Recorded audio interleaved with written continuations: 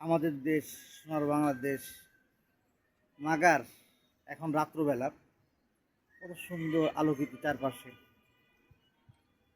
আমরা আমাদের এই বাংলাদেশে কে উন্নত করব, তার জন্য পরিশ্রম করব, দেশের জন্য নিজে উন্নত হব, দেশ উন্নত হবে। এটা কিন্তু আমাদের ঢাকা সিটি রাতের সিনারি।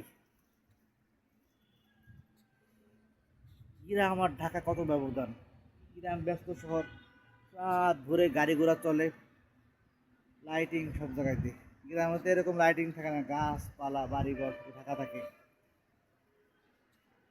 গ্রামের আনন্দ একরকম আর শহরের আনন্দ একরকম।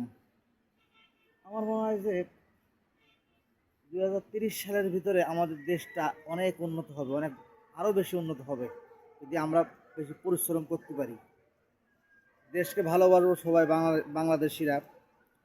প্রতিটা দেশের মানুষ যার যার দেশকে তারা তারা ভালোবাসতে হয়।